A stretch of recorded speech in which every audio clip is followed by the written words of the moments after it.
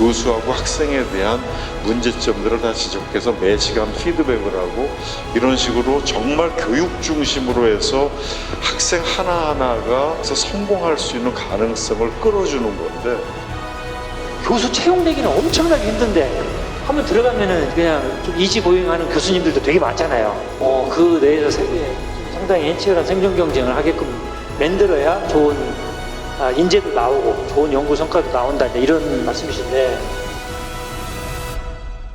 AKC 2022 한아시아 과학기술 학술대회 2022 토크 콘서트를 시작하겠습니다. 여러분, 이 탈세계화와 기술 패권 시대, 결국은 이 국가 인재 양성을 어떻게 할 거냐 여기 달려 있지 않나 우리 구군이. 그래서 교육 혁신과 인재 양성에 대해서 토론을 하도록 하겠습니다. 자, 조남준 교수님, 네. TU, NUS 등 싱가포르 현실에 비춰서 대한민국 고국에 조언을 해줘도 좋습니다. 인재 양성이라고 하면은 다양성을 가진 국가들에서 인재가 양성이 되는지를 한번 생각해 보시면은 저는 거기서 키워드를 찾고 싶습니다. 이게 저희는 이 다양성에 대해서는 굉장히 많이 지금 뒤처지고 있습니다. 근데 싱가포르 같은 경우는 굉장히 다양성을 강조를 합니다. 그건 미국도 마찬가지고. 그래서 그런 걸 보시면은 다양성이 키워드가 아닌가 저는 그렇게 생각합니다. 근데 싱가포르가 다양성이 있어요? 어때요? 여기 반은 싱가포르 인구가 반, 나머지 반은 외국인. 그것도 인종 자체가 굉장히 다양하죠. 그래서 이스트 웨스트 허브라고 이분들이 굉장히 말할 정도로 다양성을 굉장히 갖추고 있다고 보시면 됩니다. 그러니까 외국 노동자들은 많이 들어와 있지만 그러니까 들어와서 일하고 나가는 거고 패스 자체가 틀립니다. 비자 패스가. 여기는 하이 탤런트들만 외국인의 EP라고 해가지고 주는 이제 비자 자체도 틀리고, 그래서 여기는 이제 탑 탤런트들을 외국인들을 데리고 와서 이게 싱가포르를 서포트하는 그런 개념. 정부 같은 경우도 보시면은 굉장히 고위 관료직이 외국인이 굉장히 많잖아요. 예를 들어서 뭐 연구재단 같은데 보시면 반은 지금 뭐 CEO부터 심지어는 대학 총장님들도 다 외국인. 학계, 관공서, 심지어는 그냥 회사들도 다 CEO들은 다 외국인이잖아요. 그런데 그런 거를 이제 이해를 하시면 되죠. 그 NTU도 보니까 그때 그 스웨덴 누구죠? 그 총장님? 버틸 앤더슨이라고. 네. 그게 노벨상, 이제 노벨상을 저희는 할 때 노벨상 수상자를 강조하는데 사실은 저희가 상 받으면 위원장을 데리고 와야죠. 그래서 여기는 노벨상 위원장을 데리고 오고 그 팀을 데리고 와서 이제 학교를 발전시키는. 그 노벨상 받으려면 사실은 수상자를 데리고 오면 되는 게 아니잖아요. 수상자는 그냥 노벨상 받은 사람이고 필요한 거는 노벨상 주는 사람들을 데리고 와야죠. 그러니까 여기서는 이제 그 생각 자체가 좀 다르죠. 그 스웨덴 그분을 모셔와서 대대적인 구조조정과 혁신을 꾀했고, 그다음에 어저께 우리가 연설 들었지만 슈브라 슈레시 총장, 미국 NSF 총재도 했던 지금 슈레패커드 이사회 의장이죠. 그 인도계 미국인 치고 와서 대대적으로 이 대학의 레벨업을 꾀하고, 그러다가 이제 뭔가 자리 기반이 좀 됐다 싶으니까 지금 내국인으로 이제 총장을 팍 가려는 거죠. 여기 굉장히 재밌는 프로그램이 하나 있습니다. 중학교 1학년 때 중국에서 50개 성 거기서 1등 2명을 딱 뽑아옵니다. 그럼 100명이잖아요, 1년에. 그럼 중학교, 고등학교, 대학교 10년 공짜로 생활비, 학비. 그 다음에 6년 동안 싱가포르에서 무조건 일하게 만들죠. 그럼 16년입니다. 그 친구들은 그냥 싱가포르 사람 되는 거예요.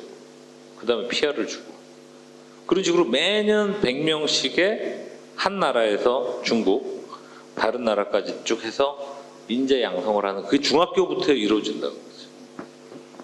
좋습니다. 뭔가 긴박감이 느껴지게 얘기를 하죠. 자, 우리 싱가포르 얘기 들어갔으니까 이제 호주, 뉴질랜드 얘기 들어가야 되잖아요. 그죠? 저 호주 뉴질랜드 그죠? 과역 회장님. 그러니까 호주, 뉴질랜드 과역 회장님, 한정훈 회장님. 네. 제가 그 호주 대학에서 한 20년 정도 강의를 했는데 그 다양성 되게 굉장히 중요해요. 그 다양성이 이제 호주가 아마 싱가포르보다 더 다양성이 많은 나라 중에 하나일 겁니다.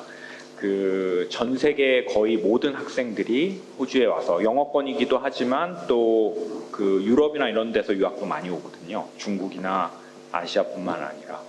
그런데 이게 다양성을 또 많이 강조하다 보면 챌린지가 있어요. 뭐가 있냐면 이 학생들마다 교육하는 그 자라온 환경과 교육 수준이 되게 다릅니다. 여러 나라들이. 그래서 한 과목을 이 다양한 학생들에게 어떻게 가르치느냐 이런 것들이 굉장히 어려움을 겪고 있어요. 특히 그 영어권에서 온 뭐 호주 학생이나 뭐 유럽 학생들, 미국 학생들, 캐나다 학생들은 곧잘 따라오곤 하는데 이게 또 외국에서 온 학생들은 또 굉장히 따라오기를 어렵게 하고 저희 호주 대학의 경쟁력이라고 하면 대학 들어가기가 굉장히 쉽습니다. 생각보다 대학 수는 얼마 안 돼도 점수 어느 정도 열심히 하면 고3 때 대학을 들어갈 수 있어요. 그런데 졸업하는 게 50%가 안 돼요. 중간에 다 떨어져 나갑니다.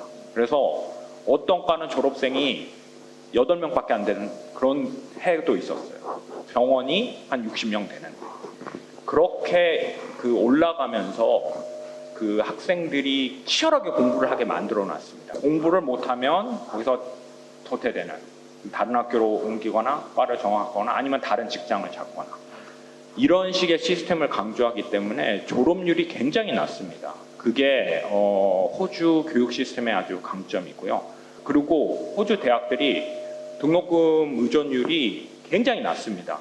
그 예산 비중이. 그렇기 때문에 그 자율적인 결정을 할 수 있고 그런 퀄리티를 유지할 수 있다고 저는 생각을 하고요. 학생들이, 대학생들이 경쟁을 통해서 졸업을 할 수 있는, 정말 이 졸업장 받는 거에 대해서 어떤 자부심을 가질 수 있는 그런 시스템을 좀 갖추는 게 호주 대학의 강점이라고 저는 생각합니다.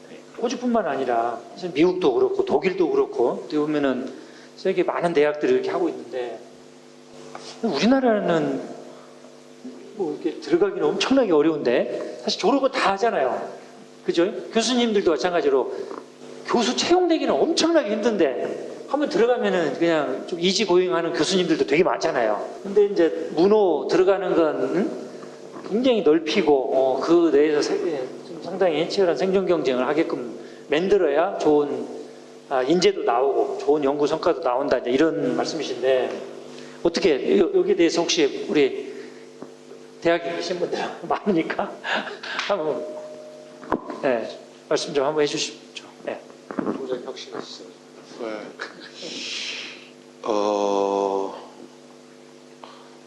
대학 교육이 좀 저희는 바뀌어야 된다고 생각하고요. 그래서 여기 뭐 태재 대학 총장님도 와 계시지만 대학 자체 시스템을 바꾸는 쪽이 우리가 좀 생각을 해봐야 될 포인트고, 특히 이제 우리나라 대학들이 모든 대학들이 평가를 연구 중심 대학으로 해서 교수를 전부 연구 쪽으로 드라이브 하다 보니까 실제로 언더그래주에이트 에듀케이션이 지금 굉장히 신경을 안 쓰는 쪽으로 변해버렸습니다. 그러니까 그래서 특히 저희 같은 대학에서는 언더와 대학원이 같이 있는 쪽인데 언더 교육이 굉장히 중요하다. 왜냐하면 학부 때 이 사람이 어떻게 성장하고 어떤 역량을 갖게 교육받느냐가 굉장히 중요하잖아요. 그러니까 특히 이제 지금은 모든 대학들이 뭐 다 무크나 이런 데로 컨텐츠는 다 있고 실제로 자기가 어떤 사회에 나갔을 때 문제를 해결할 수 있는 역량을 지금 함양을 해야 되는데 실제로 그냥 대학이 예전에 우리 스승님들이 배우시던 방법대로 지금도 똑같이 텍스트 하나 정해서 그냥 쭉 이론 강의 듣고 그냥 시험 보고 땡 이런 시스템으로 계속 진행된다는 거가 앞으로 새로운 문제들을 해결해야 되는 그런 역량 있는 인재들을 기를 수 있을까, 그런 방법으로. 그런 게 굉장히 심각한 문제라고 생각합니다. 저희 대학은 그래서 모든 교과목을 다 학생들이 탐구 중심의 문제 푸는 방법, 심지어 우리는 어떤 걸 실험해 봤냐면요, 1학년 1학기 때 수학 과목이 있지 않습니까? 미적분학이 있는데 미적분학 과목을 딱 가르쳐주고 학생들한테 문제를 네가 배운 것 같고 풀라 그랬어요. 그리고 그걸로 평가를 냈는데요, 어떤 학생은 미적분학을 이용해서 광주 지역의 버스의 노선을 어떻게 옵티마이즈하는 게 좋은가라는 거를 자기네들이 스스로 문제를 발견하고 그거를 미적분학을 풀어서 답을 해서 그걸로 학점을 줬어요. 됩니다. 방법이 있어요. 그래서 저희가 조금만 신경을 쓰면 근데 물론 이제 이렇게 되면 교수님들이 괴롭습니다. 이런 식의 커리큘럼을 만들고 준비하려고 그러면 교수님들이 아마 지금 하던 거에 2배, 3배 정도의 노력이 들어갈 거예요. 근데 그게 진짜 우리가 대학이라는 데가 사실은 연구기관이라기보다도 우선적으로는 교육 인력 양성기관이지 않습니까? 그러니까 학생들을 잘 길러내는 게 중요하고, 물론 이제 대학원에서 그 최신의 연구를 하는 것도 그 연구를 통해서 학생들을 교육하는 과정이라고 저는 보거든요. 그래서 우리 학생들을 교육하는데 좀 더 신경을 쓰는 대학으로 바뀌어야 되지 않을까 그렇게 생각합니다. 이렇게 사회 문제 해결형 교육, 그다음에 또 기업이 원하는 그런 기업의 문제를 해결하는 그런 인재, 이런 걸 양성하는 데 있어서 또 한전공대가 또 혁신적인 실험을 하고 계신데, 한전공대 못지않게 정말 혁신적인 이 실험, 교육, 이걸 좀 하려고 하는 게 태제대학이거든요. 예. 태제대학이 이제 내년에 정식으로 이제 개교를 하게 되는데, 총장님 어떻습니까? 예.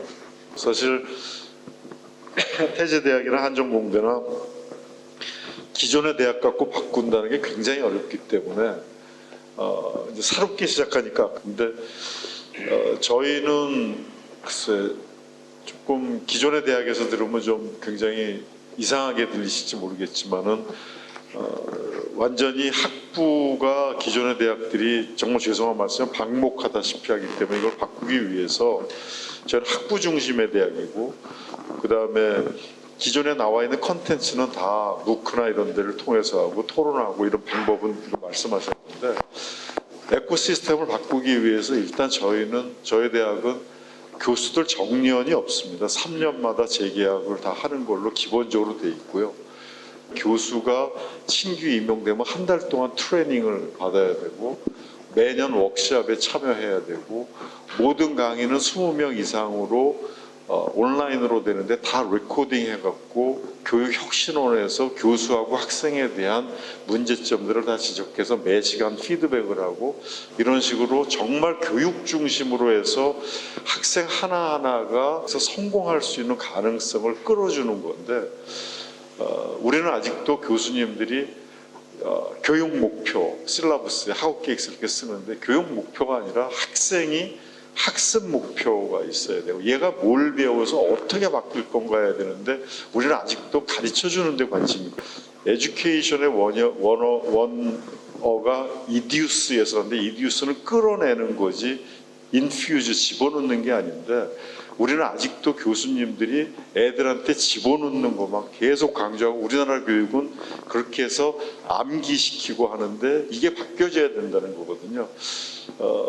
한 가지만 예를 들면, 제가 산무정책을 했는데 교육부에서 맨 처음에 굉장히 싫어했지만, 출석 부르지 않아도 되고 상대평가하지 않아도 되고 시험 감독 안 해도 된다라고 하는데, 제가 스탠포드 대학에 있을 때 스탠포드 대학에서는 교수님이 시험 감독을 할 수가 없게 돼 있습니다.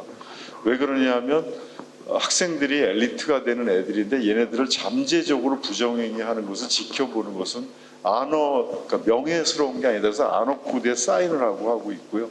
만약에 컨닝을 누가 했다라고 해서 신고를 해도 처벌할 수가 없게 돼 있는 게 왜 그러냐면, 그거는 보고 쓸 수 있는 문제를 낸 거는 교수가 잘못한 거다. 교수 생각할 수 있는 문제, 아까 얘기한 것처럼 문제를 자기가 해석해 자기가 푸는 문제를 교수가 내줘야 되는 건데, 보고 쓰는 문제를 내면 안 된다. 그렇기 때문에 아예 본질적으로 시험 감독이 없게 만드는데, 이 정도의 패러다임 시프트가 있지 않으면 아직도 교과서 가르쳐주고 이번에 챕터 몇 얼마까지 띄었다, 시험 보고 중간고사, 기말고사 50년 전에 있던 모든 시스템이 똑같아진다라고 하면 안 되기 때문에, 이건 내 기존 대학에서 고치기가 너무 어려워서 할 수 없이 저희 이제 새로운 대학에서 해서 매개 역할을 좀 할까 생각하고 있습니다.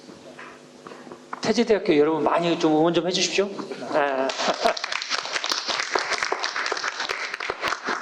아니 근데 그 학생들만 뽑지 말고 이렇게 좀 사회 이 오피니언 리더들 과정도 좀 특별 과정으로 좀 만들어서 좀 한번 새롭게 좀 역발상을 할 수 있도록 한번 해주시면, 학부가 좀 어느 정도 궤도에 올라가면 그런 일을 할 겁니다. 이제 그런 최고의 과정이나 전문가 과정, 이런 것도 한번 만들어 주시면 좋을 것 같아요. 예.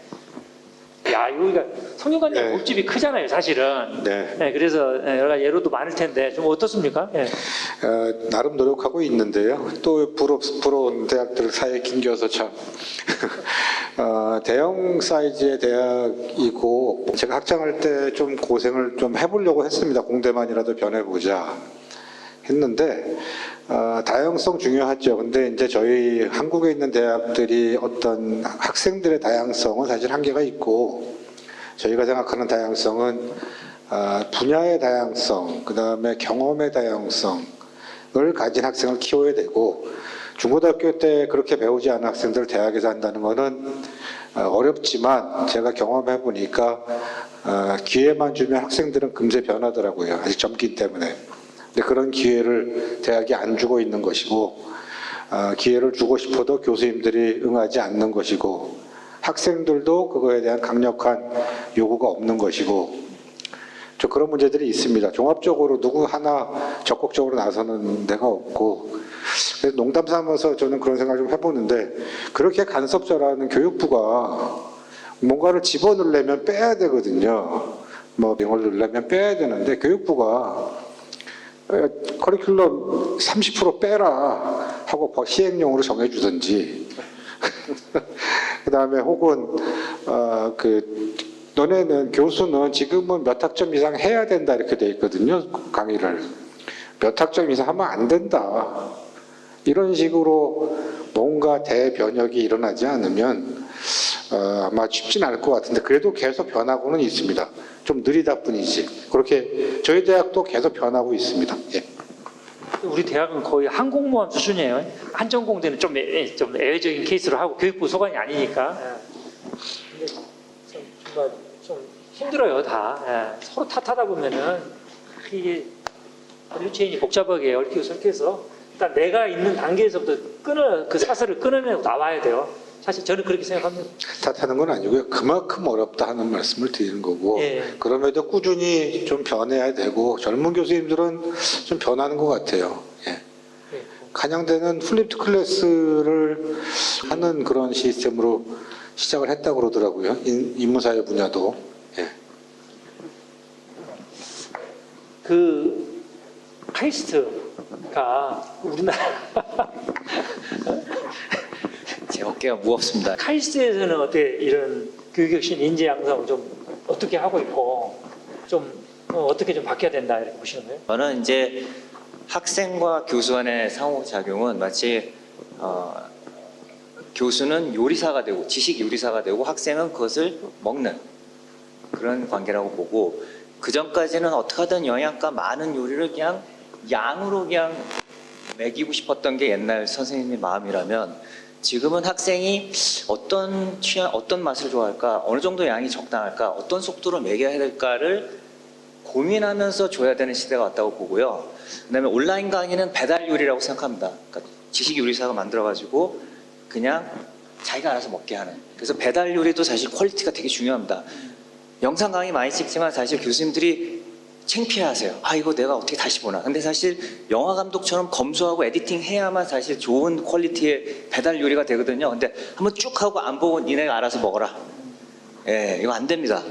그래서 저는 사실 10년간 배달 요리를 만들어 보고 2017년에 부임하고 나서 코로나 터지기 전에 제 강의를 안 해주겠다는 거예요, 학교에서. 왜냐하면 제가 하는 전자기학은 이미 전자과에서 하고 물리과에서 하고 이거 중복된다 하지 마라. 근데 저는 사실 소재과가 이해하기 쉬운 전자기학을 만들었거든요. 왜냐하면 소재과 하는 특성이 좀 달라가지고. 그래서 이게 분명히 좋은 지식요리인데 어떻게 하지 하다가 코세라에 묵 플랫폼에 올려라. 아무도 안 한다. 그래서 제가 그걸 올렸습니다. 4개를 올렸는데 현재 53,000명이 듣고 있어요. 네, 53,000명이 듣고 있고 149개국 학생이 듣고 있습니다.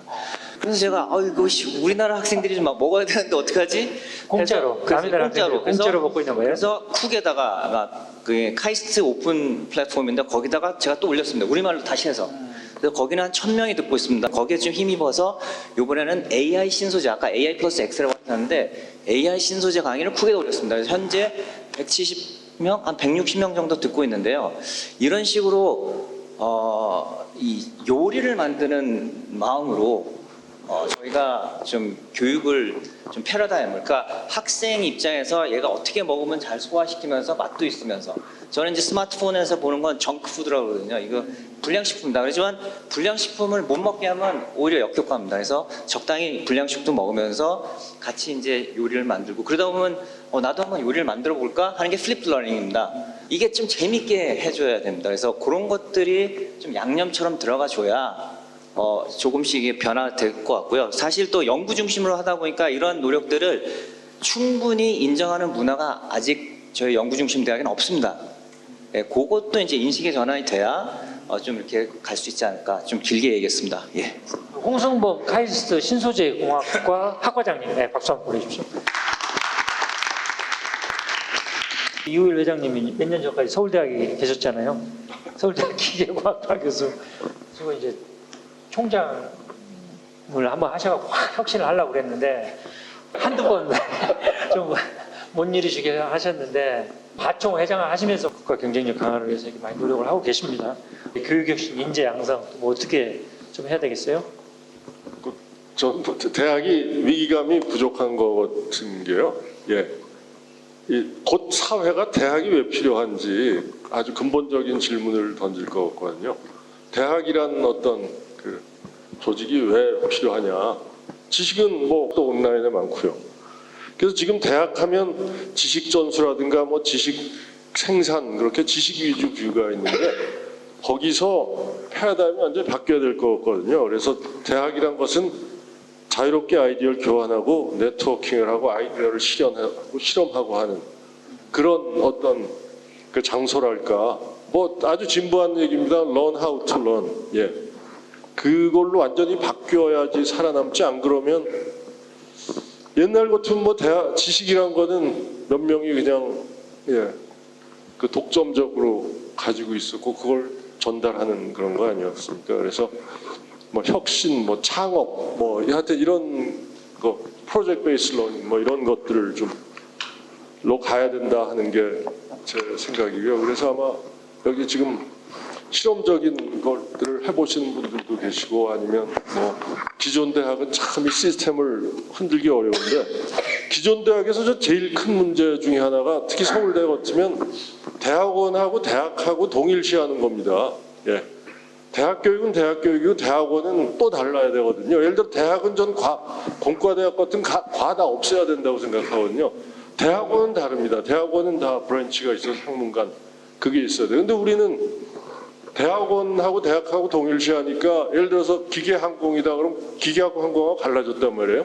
왜냐면 항공은 대학원에서 해야 되니까 그 대학 입학할 때부터 그걸로 뽑는 거죠. 그러니까 이게 교수들 죄송합니다. 이게 좀 빼주시죠. 네, 유튜브에서 좀. 네, 이기주의, 철저한 이기주의에서 이게 좌지우지 되는데요. 근데 예. 맞는 말씀인데요, 그러니까. 예. 그래서 그게 바뀌어야 되고, 두 번째는 딴 데는 어떤 서울대 같으면 교육에 언더교육에 투자를 너무 안 하거든요. 예, 예산 구조 보면 확연히 드러나는데요. 저는 그것도 굉장히 좀 이의를 제기했었는데 이게 잘 안 되더라고요. 예를 들어서 뭐 프로젝트 베이스 러닝 한다든가 플립 러닝 한다든가 이런데 인센티브를 주면 굉장히 많은 변화를 끌어낼 수 있을 것 같은데, 뭐 그게 서울대 예산이 그러니까 연구비 빼고 1조쯤 된다 그러면 그거 뭐 몇십억밖에 안 들거든요. 근데 거기에 투자를 잘 안 합니다. 그래서 좀 과감하게 언더 교육에 투자를 해야지. 예를 들어 서울대 같으면 가장 중요한 에셋이 대학원생이 아닙니다. 서울대 들어온 애들이거든요. 그래서 그것도 사실 좀 상당히 안타깝게 생각을 하고 있는데요.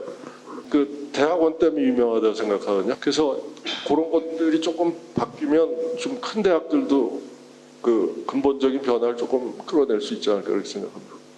이시연 교수님, 전국 이 여교수 연합회 학회, 세계 한류학회 학회장님.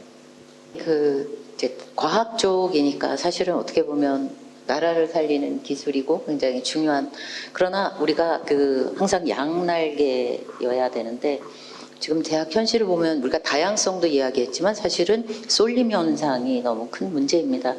그래서 과거에 이제 전과를 하게 되면 인문사회에서 전과를 하면은 유사전공, 뭐 경영, 기껏 옮겨야, 그런데 지금은 공대로 갑니다.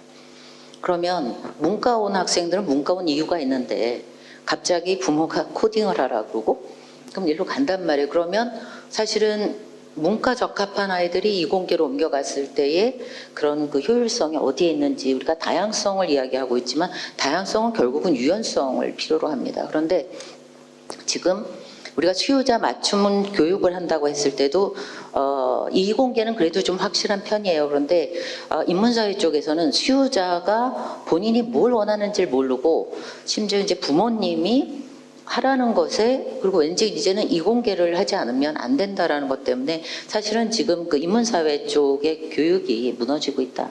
그런 말씀을 드릴 수 있고요. 오늘날을 이 천지개벽이라고 얘기해야 될지 모르겠습니다만은 정말 이렇게 빠르게 변화하고 있고 이 변화는 결국은 개혁을 요구하고 있는데 저는 이제 그림을 그릴 때 다 그려놓은 그림을 갖다가 고치려고 하면 이게 이제 내부 저항이라든지 굉장히 어렵습니다. 그래서 우리가 변화에는 누구나 공감하고 있는 주제이지만은 막상 여기 메스를 들려 그러면 굉장히 어렵고 특히 이런 쏠림 현상에 있어서 우리가 봐야 된다. 우리는 이제 그 방구석에서 인터넷으로 세계 곳곳의 사람을 만나고 심지어는 이제 AI라든지 이제는 가상인간이라든지 이런 형태를 만나고 있기 때문에 그럼 이제 여기서 우리가 생각해야 되는 것은 효율과 성과뿐만 아니라 여기서 이제 인간에 대한 존엄성이라든지 인간에 대한 성찰 이런 것, 그 다음에 인간 윤리 이런 것들이 함께 가야 된다. 근데 그것이 이제 우리가 빨리 기술 쪽이나 성과나 가시적인 가치, 우리가 CSV를 이야기합니다. Corporate Social Value라고 하는데 대학도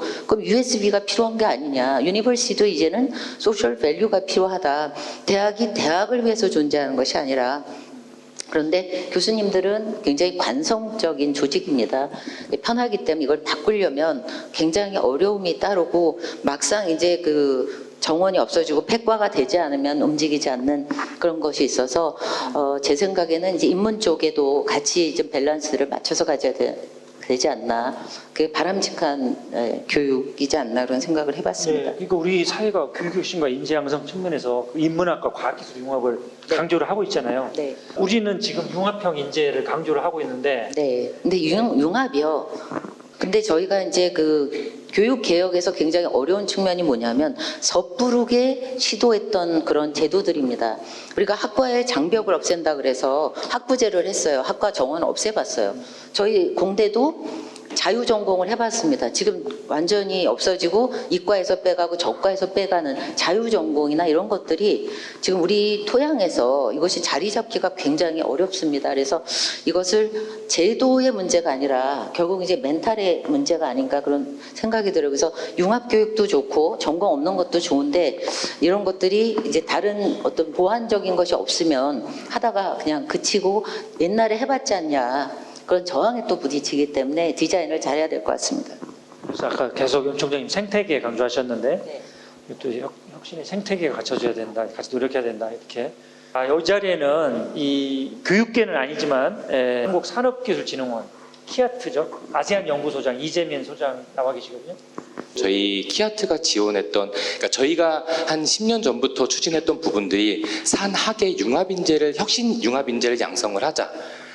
물론 인재 양성 부분은 교육부의 영역이지만 하지만 교육부에서 이제 대학들을 통해서 인재를 양성하는 부분에 있어서 기업들의, 그러니까 즉 학생들이 취업 중심으로만 한 취업을 하기 위해서만 하는 그러니까 지식 습득이나 하는 부분들이 아니라 결국 그들이 사회에 나가서 어떤 부분으로 지식을 자기네가 활용을 할 수 있는지를 미리 경험을 해 봄으로써 이 대학에서 즉 어떤 공부를 해야 되는지를 융합적으로 쭉 알 수 있게끔 좀 해주자라는 취지에서 저희가 뭐 일예로 말씀을 드리면 뭐 공학교육혁신센터라는 부분이 있었고 그 부분이 아마 지금 많은 학교에서 저희가 사업을 지원을 하고 있고 사회 문제 해결형 이제 그런 부분들도 저희가 사회 문제 해결형 그 공학 융합 페스티벌도 많이 진행을 했었고 실질적으로 학생들이 이제 문제를 발견을 하고 그 문제를 해결하기 위해서 본인의 전공뿐만이 아니라 공과대의 그러니까 이공계 학생이지만 실질적으로 인문 계열의 어떤 부분들이 필요하고 뭐 경영, 경제 여러 부분의 지식들이 필요한 부분이 있어서 스스로 탐구하면서 스스로 무엇을 공부해야 될지를 이제 깨우치면서 같이 할 수 있는 공학 인재를 양성하자. 고맙습니다. 예. 저기 보니까 난양공대 김문호 교수님 오셨네. 어제 상 받으셨잖아요. 얼마 근무하셨어요 지금? 저는 4년 근무했고요. 이제 1, 2년 이내로 테뉴어 올려서 이제 받을 예정입니다. 예. 지금 우리가 네. 교육 혁신과 인재 양성, 네네. 탈세계와 기술 패권 시대에 뭐 국가의 명운을 가르는 중요한 요소잖아요. 네. 근데 지금 난양공대에서 학생들을 가르쳐 보면서 네. 또 한국과는 비교해서 어때요? 이쪽 생태계가? 예. 우선 난양공대에서는 그 뭐 테뉴어를 주는데 세 가지 이제 기준이 있는데 뭐 연구 그리고 교육 그리고 서비스가 있습니다. 근데 교육 쪽에서 엄청 그 기준을 높게 잡아서 뭐 예를 들어 연구를 잘 하고 뭐 아니면 서비스를 잘해도 티칭을 못하는 경우에는 테뉴어를 안 주는 걸 기준으로 이렇게 잡을 정도로 티칭에 대한 그런 투자나 아니면 교수들에게 요구하는 그런 그 수준이 상당히 높은 것 같습니다. 그래서 제가 알기로는 한국에서는 테뉴어 심사 기준에 티칭이 거의 그 영향을 안 미친다고 들었는데 난양공대에서는 티칭도 연구에 못지않게 어떻게 보면 동등하게 이렇게 뭐 저희가 말하기는 뭐 5대 5대 3 뭐 이 정도까지 그 티칭을 되게 강조하거든요. 그래서 NTU에서도 뭐 여러 가지 시도를 하는데 뭐 플립 뭐 러닝이라고 해서 뭐 레코딩을 그 렉처를 하면 학생들이 그걸 다 보고 교수들이랑은 이제 문제풀이나 이제 뭐 토의를 한다든지 그런 시도도 있고요. 그래서 상당히 많은 투자와 그 교수에 대한 그 기대가 상당히 높습니다. 그러니까 학부생들에 대한 교육 혁신이 있고 네네. 지금 대학원생들도 랩에서 몇 명이나 두고 있어요 지금? 저는 그 대학원생이 5명 있고 포닥이 5명 그렇게 있습니다. 네. 그리고 그거는 어때요? 좀 한국 연구실에 비해서 좀 한국과도 R&D 그 서로 같이 많이 하시니까 서로 비교가 되잖아요. 네. 네, 우선 연구적으로 보면은 그 큰 차이는 사실 한국이랑은 없는 것 같고요. 그래서 우선 대학원생 같은 경우도 우선 수업에서 어느 정도 학점을 넘어야지 이제 졸업을 한다든지 뭐 그런 기준은 한국도 있겠지만 여기서도 티칭도 상당히 강조를 하고요. 감사합니다. 네. 자 이렇게 한번 쫙 돌았잖아요. 자, 근데 사실 이런 거대한 종합대학들이 변화가 더뎌요, 굉장히.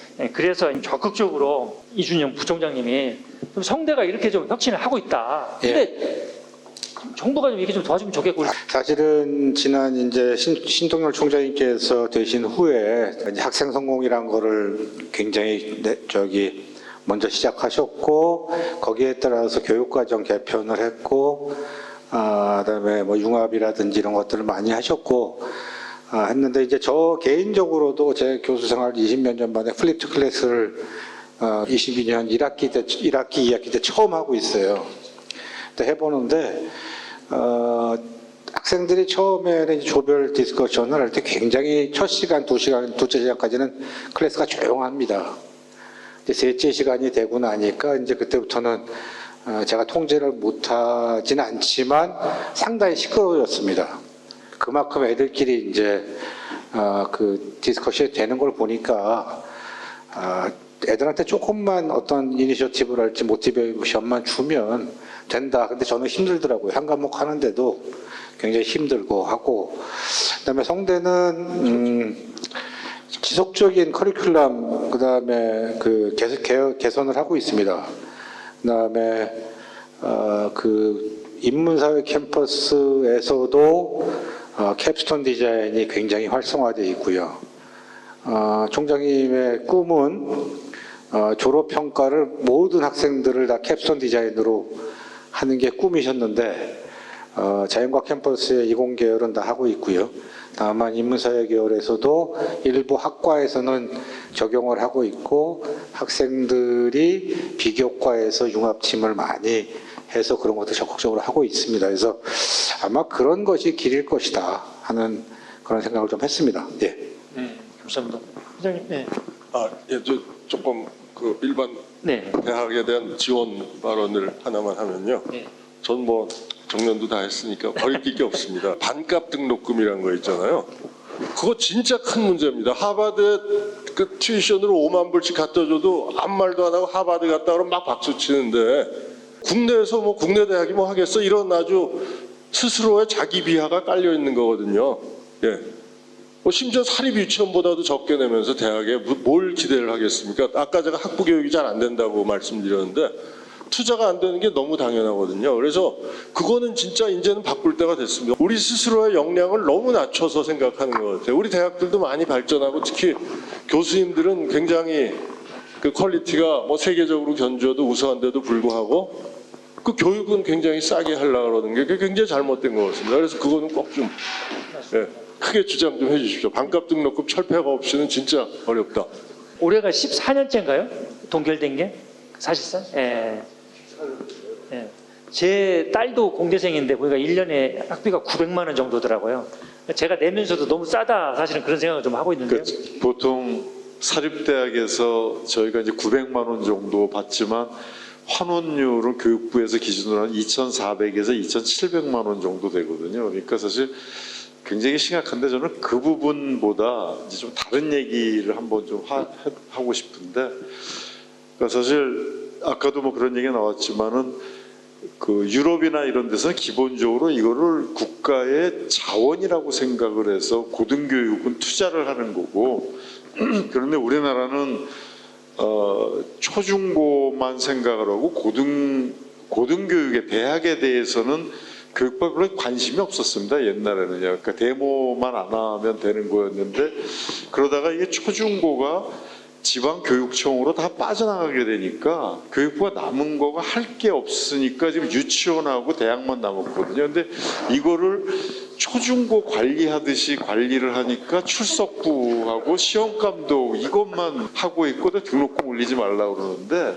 에코시스템을 확실히 바꿔야 돼서 교육부가 아직도 자기네가 규제기관이라고 생각을 하고 교육의 균질성이라든가 교육의 질을 담보해야 된다고 생각하는데, 그게 아니라 교육부는 서비스 기관으로 바뀌어야 되는 거거든요. 그래서 저도 항상 얘기가, 정말 교육부가 서비스를 했다면 왜 총장님들이 다 나서서 정권 바뀔 때마다 없애자고 그러겠냐.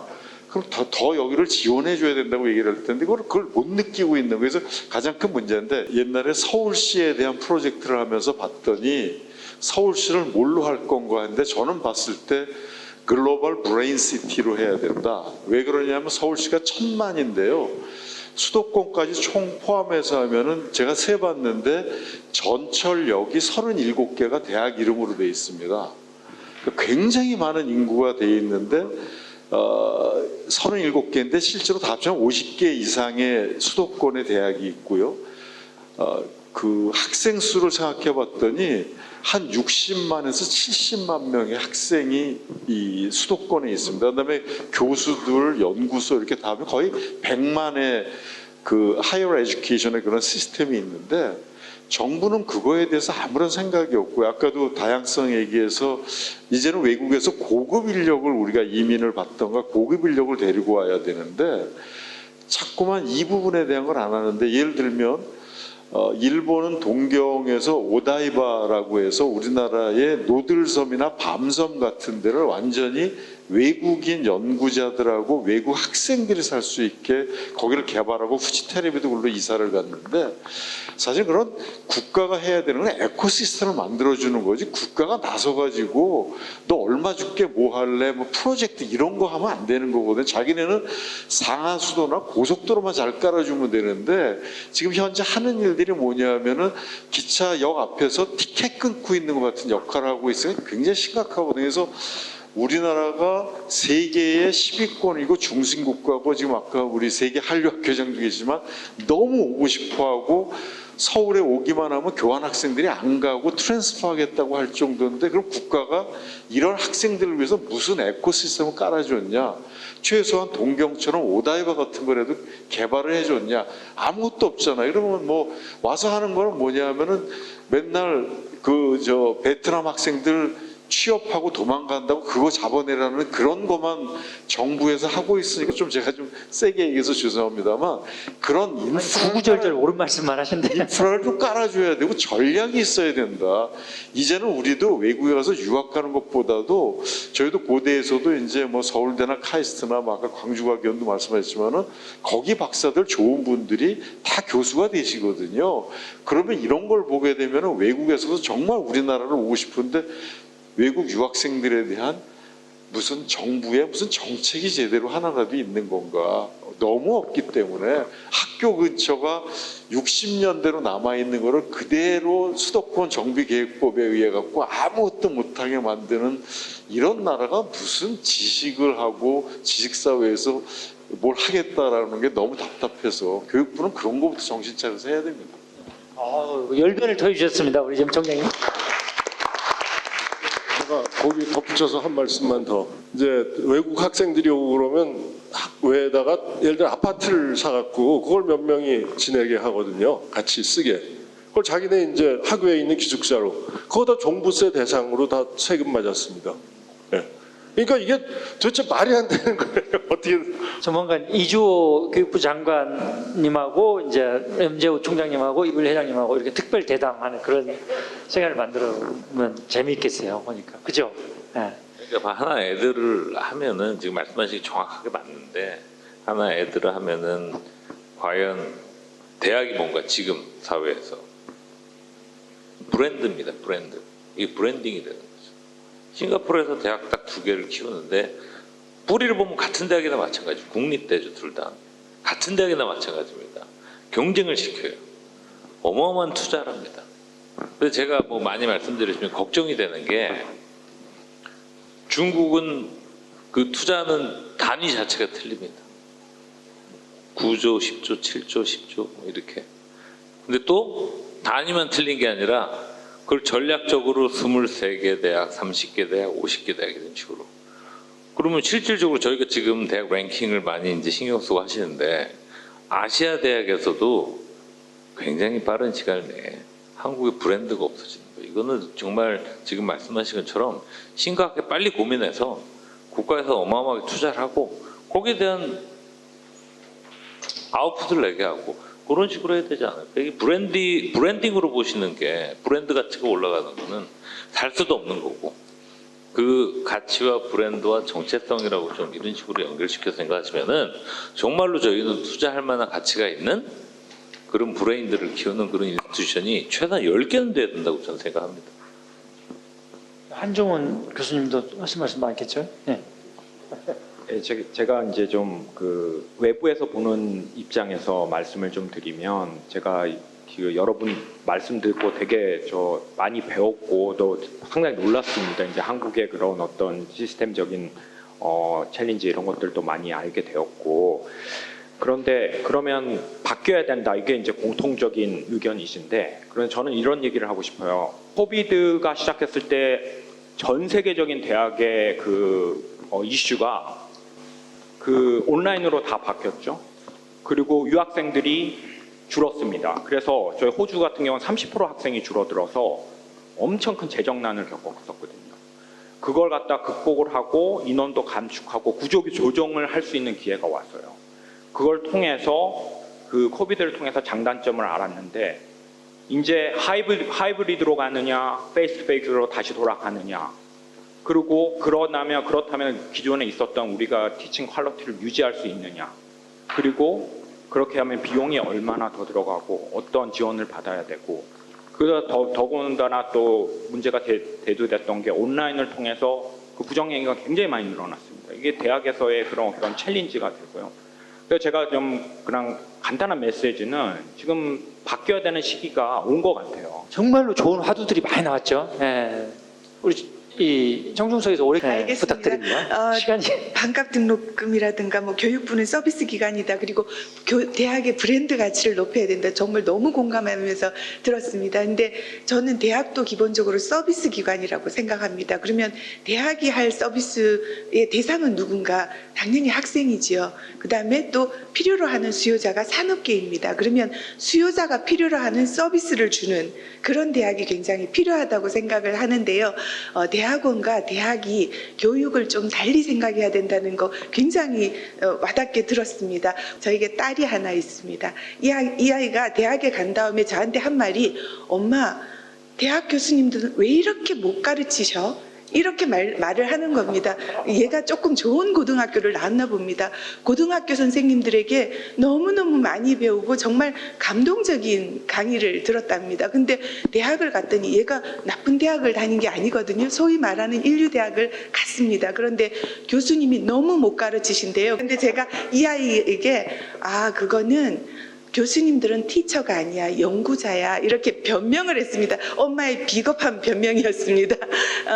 그렇게 이제 얘기를 했는데 정말 대학이 서비스 바뀌어야 하고 특히 학부 학생들에게 제대로 된 교육을 제공해야 된다는 거 이 자리에서 정말 절실히 느끼면서 저도 대학의 구성원의 한 사람으로 이렇게 많이 반성을 하고 있었는데요. 근데 이런 것들이 그럼 근본적으로 어떻게 해결할 건가?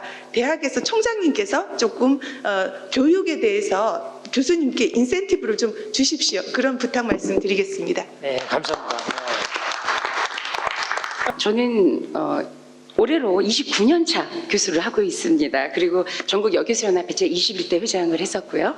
근데 지금 여러 문제점들을 다 공유해 주셨는데 중요한 거 한 가지가 있습니다. 이 시대는 멀티 스페셜리스트를 넘어서 멀티 크리에이터를 원하는데 대학에서 융합을 가르쳐야 되는데 중요한 문제는 교수들이 자기가 아는 것만 가르칩니다. 교수들이 ABC를 하면 ABC만 가르쳐요. 그게 문제죠. 그래서 각 대학의 커리큘럼들도 또 그 모든 세부적인 과목들도 교수가 자기가 잘 가르칠 수 있는 과목만 커리큘럼으로 편제가 되어 있습니다.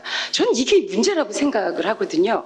그래서 아까 보면 아까 캡스톤 디자인 말씀하셨죠? 캡스톤 디자인의 활성화되는 것도 굉장히 중요하는데 중요한 건 그 캡스톤 디자인조차 교수의 역량에 따라 교수들이 아는 것에 따라서만 교육이 된다는 게 그게 또 문제점이거든요. 그러다 보니까 교수들도 마이크로 트렌드에 따라가야 된다. 그 템포에 따라가서 교수들도 먼저 배워야 한다는 생각을 하고 싶습니다. 그래서 사실 전 디자인을 전공했지만 특허를 내는 이유가 공부를 할 수밖에 없잖아요. 창업을 가르치는 이유가 창업지도사 자격증 1, 2급을 다 따서 가르치게 됩니다. 근데 지금 현재 아시겠지만 기존에 내가 아는 것만 가르치는 교수들의 상황에서는 어렵죠. 대학 자체가 아이덴티티가 확실하다면 그러면은 바로 이러한 전체적인 문제들이 해결되지 않을까라는 생각을 해봅니다. 야, 전국 여교수 협의회는 이렇게 막 거의 열혈 교수님들이 너무 많으세요. 그죠? 네, 한마디 제가 해드리면은 이게 융합이라고 자꾸 말하잖아요. 융합이 어떻게 보면은 뭘 자꾸 아티피셜하게 합치려고 해요. 제가 지금 가장 일 많이 하는 분들이 화가분들이랑 일을 가장 많이 하면서 지금 제가 뭘 하냐면은 꽃가루 가지고서 아트를 만드는 일을 해요. 근데 그게 제가 그냥 아이디어가 생각나서 하는 것도 있지만은 저희 학교에 보시면은 저희 공대학교입니다. 난양공대가. 근데 ADM에 있습니다. 저희가 아트, 미디어 이런 학과가 있어요. 근데 그런 분들이 왜 거기 있을까요? 이게 다르다고 생각하는데 학문에는 다르지 않습니다. 사이언스, 아트는 이제 필라스피고 PhD를 한번 생각해 보시면 PhD 의미를 생각해 보시면은 이게 융합, 필라스피 이런 게 저절로 되는 거지. 그냥 융합을 해야 된다 해가지고 융합이 되고 인재를 만들어야 된다 인지가 되는 게 아니라 그건 내추럴하게 나오는 겁니다. 그래서 제가 다양성을 말하는 게 그런 관점에서 말씀드린 거고 다양성이라는 건 언리미티드인 거죠. 그게 아트가 됐든 사이언스에서 자꾸 저희가 나누잖아요. 어떤 분야에서도 그게 합쳐지는 순간 시너지가 어떻게 나는 거는 저희가 완벽한 그런 거에서 창조가 되고 이노베이션이 된다고 저는 생각하면서 이용 교수님이 그 하학년 출신이시거든요. 그러다 이제 학교에 계셨다가 지금 이제 국제교류협력 쪽으로 좀 많이 하시는데 선진국을 갈 때는 우리가 경제를 떠나서 더 높이 가려면 우리 아너스 소사이티가 필요하잖아요. 하지만 왜 우리 대학에는 아너스 프로그램이라는 걸 왜 만들지 못하나. 그래서 이런 태제대학이나 아니면은 켄텍 말고도 큰 대학의 입시 중에서 일부라도 그러한 사람들을 영입해가지고 학생들을 데려다가 그 학생들을 아너스 소사이티로 갈 수 있게끔 하는 그런 프로그램이 필요한데 우리나라에는 딱 한 번이 있었습니다. 2006년도에 제가 그걸 처음으로 했습니다. 이공계 학생들의 아너스 프로그램을. 근데 제 말씀은 그런 것들이 확대가 되면 저절로 선진국으로 가려고 하는 것이 아니라 우리가 노력을 통해서 학생들에게 그 모습을 보여주고 함께 갈 수 있는 그런 프로그램을 리더들이 만들어주면 교육부도 따라올 수도 있고 모든 사람이 따라올 수 있지 않을까 해서 안타까워서 제가 말씀드립니다. 감사합니다. 예, 감사합니다.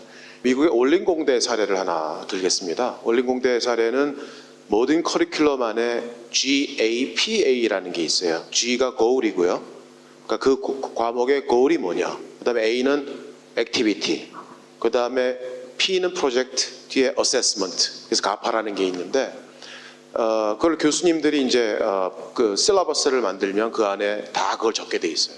그리고 그거를 위클리 단위로 다 만드는데 제일 중요한 거는 그거를 학생들이 같이 리뷰를 합니다.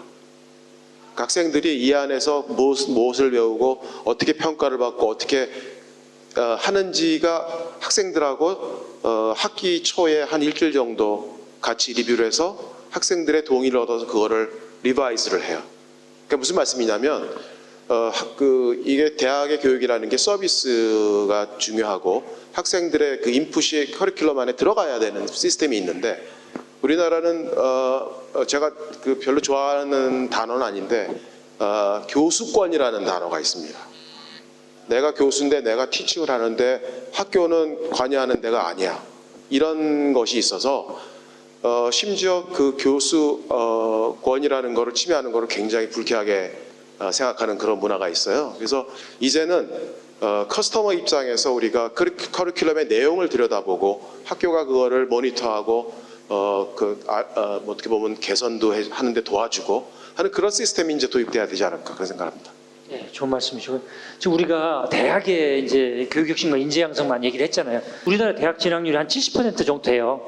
그러면 사실 좀 높다고 하잖아요. 예, 독일은 보통 한 30% 정도 가고 나머지는 직업 훈련을 잘 시켜서 사회에서 꼭 필요한 그런 인재로 만들어 나가는데 그런 측면에 있어서도 누가 한 말씀 좀 해주시면 좋을 것 같은데요. 예, 짧게. 총장님. 한 가지만 제가 이제 태제대학을 이렇게 소개를 하면서 고등학교 입시 담당하는 선생님들하고 많이 만나서 얘기를 보면 제일 이렇게 약간 답답하게 막혔다라고 생각하는 게 그럼 거기 나오면 어디 취직해요?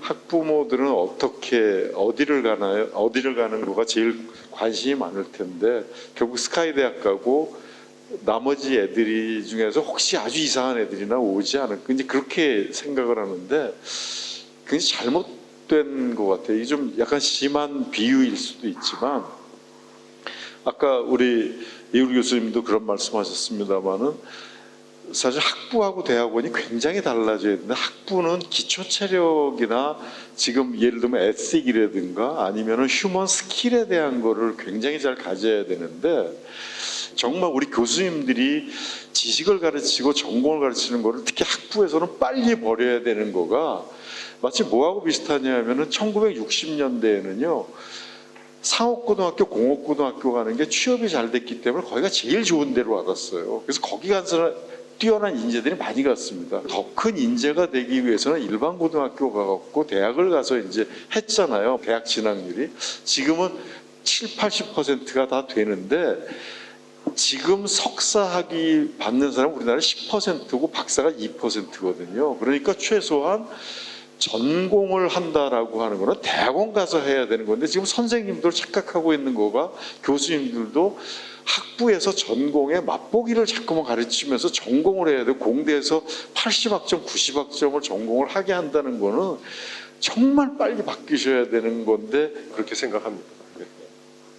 혹시 마지막으로 꼭 AKC 2022에서 내가 꼭 이 말은 좀 해야 되겠다. 다만 그걸 어떻게 액션할 수 있는 그 실제로 부드럽게 전략이 무엇이냐 거기에 대해서 실제로 좀 더 많은 고민이 필요할 것 같다 하는 걸 생각해 봅니다. 너무나 다양한 시각을 볼 수 있어서 너무 좋았고요.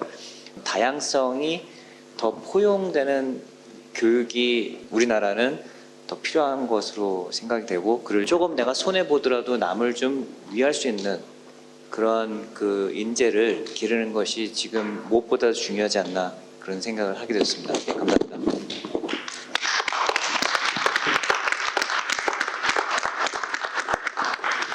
자, 그러면 AKC 2022 한 아시아 과학기술 학술대 토크 콘서트 오늘 교육 혁신과 인재 양성에 대해서 일단 지성을 발휘해 봤습니다. 여러분 이렇게 장시간 참여해 주셔서 감사합니다.